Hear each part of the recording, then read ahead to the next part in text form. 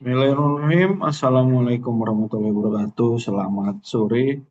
Saya Rahman Fatan, mahasiswa manajemen logistik Ulbi. Hari ini akan mencoba menjelaskan terkait ATS Supply Chain Management yang diampu oleh Profesor Dr. Insinyur Agus Purnomo MT CMILT terkait tugas ATS Supply Chain. Nah, saya mendapat case study nomor 3 terkait apa isu bullwhip effect ya di PT Indosupply.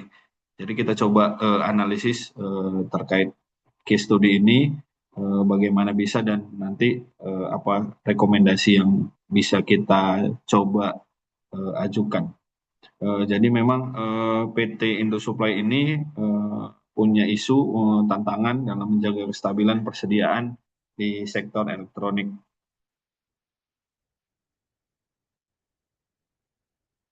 Nah, sekilas dulu mungkin PT Indosupply ini apa ya? Dia itu adalah menurut data yang kami terima, dia itu adalah distributor chip, resistor, kapasitor, dan perangkat keras elektronik. Kemudian perusahaan ini adalah perusahaan yang mendistribusikan komponen elektronik besar di Indonesia. Kemudian isu utama yang mungkin akan dibahas hari ini yaitu tentang fluktuasi permintaan yang tidak terkontrol dan kelebihan stoknya yang menyebabkan biaya dan produksinya tidak optimal.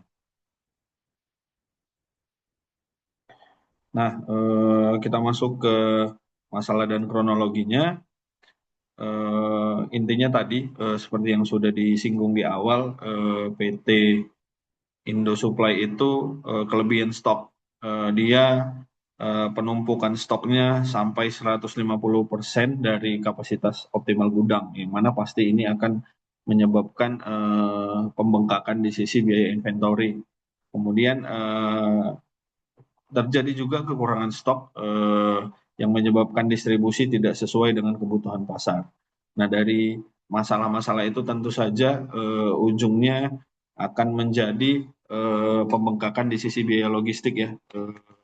Baik itu tadi di inventory, kemudian ini di biaya logistik juga ternyata pengiriman yang mendadak itu akan menaikkan biaya sampai 20%.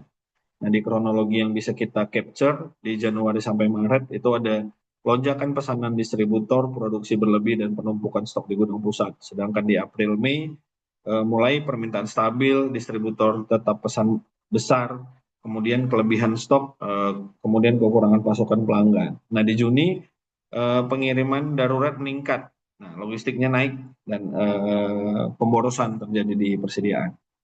Nah, ini data statistik yang bisa kita capture juga ada dari bulan Januari sampai Mei, mulai dari berapa permintaan per unitnya, kemudian pesanan distributornya, juga pesanan ke pabriknya berapa unit.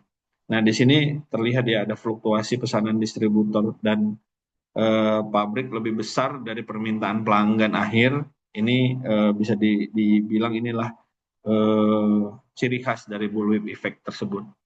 Nah, kita lihat sendiri di sini bullwhip effect itu kita analisis sedikit ya. Ada beberapa memang yang jadi perhatian. Yang pertama permintaannya tidak sesuai. Nah, tidak sesuai antara pelanggan, permintaan pelanggan dan distributor atau pabrik produksi. Kemudian pemesanan berlebih, distributor pesan berlebih karena tadi ada ketidakpastian itu. Kemudian ada lead time yang panjang yang memperbesar dan memperburuk fluktuasi dan biaya operasional. Kemudian dampaknya stok jadi berlebih atau bisa juga karena terlalu panjang tadi lead time-nya, stoknya out of stock, kemudian biaya pasti meningkat gitu karena forecasting yang sudah dilakukan tidak berjalan sesuai dengan sebagaimana mestinya. Nah, kita bisa lihat di sebelah kanan itu ada eh, apa siklus dari bullwhip effect yang mana ini harus bisa segera dicarikan jalannya supaya tidak deadlock. Nah, penyebab utama bullwhip effect yaitu adanya ketidakpastian permintaan, kemudian kurang koordinasi mungkin ya antar distributor dan Indo Supply, di mana mungkin yaitu titik-titik eh, pengendali operasi dan produksi harus bisa lebih lebih lebih bagus lagi dalam berkomunikasi dan berkoordinasi supaya bisa menyusun forecast yang lebih sempurna. Kemudian lead time-nya panjang ya. Tadi pengiriman tidak konsisten, kemudian kebijakan pemesanan tidak adaptif terhadap perubahan pemesanan. Nah, ini kita coba petakan untuk upaya-upaya mengurangi ketidakpastiannya. Mungkin pertama yang jelas semua itu based on data.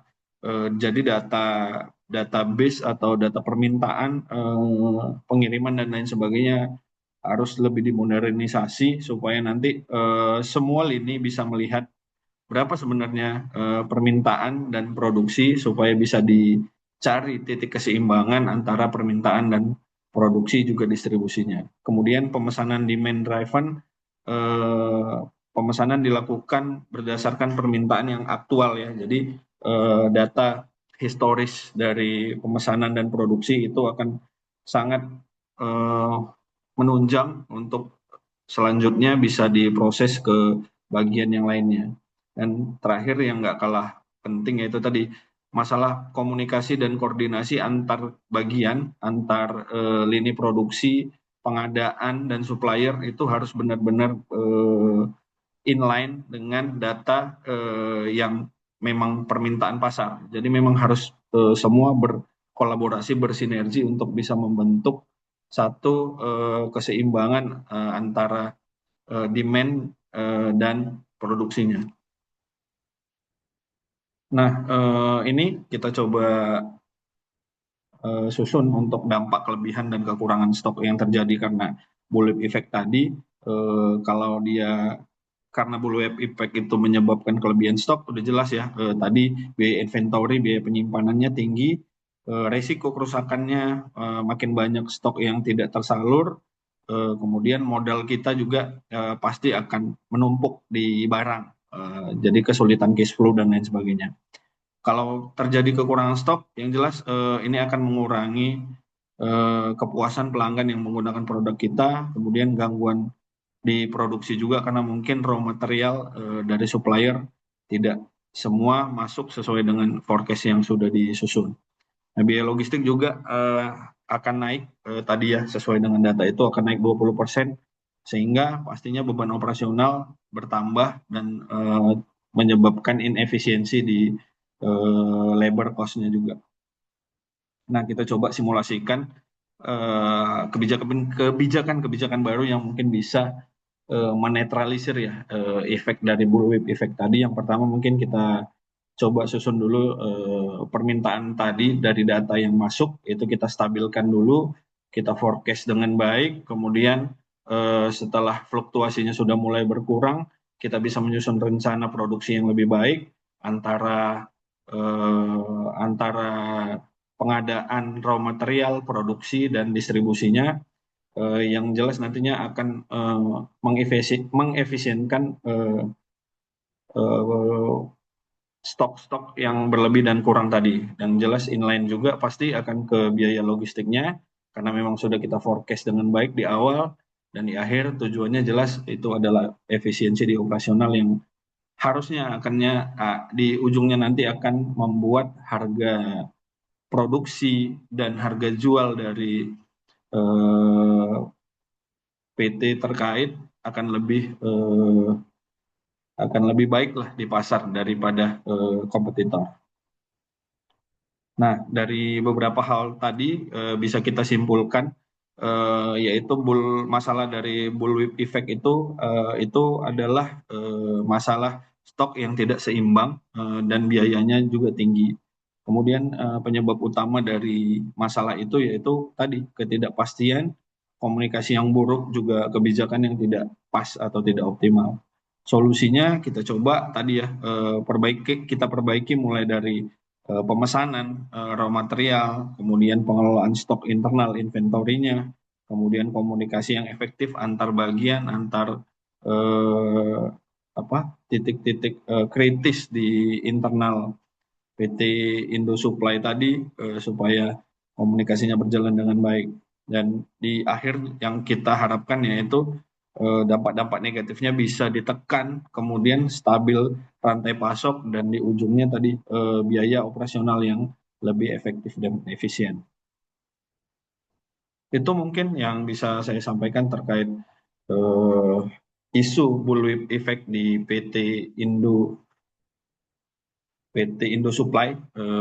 Mudah-mudahan yang saya sampaikan bisa menjelaskan terkait tantangan dalam menjaga kestabilan dan persediaan di sektor elektronik. Demikian yang bisa saya sampaikan. Lebih kurang mohon maaf. Wabillahi taufiq wal hidayah. Assalamualaikum warahmatullahi wabarakatuh.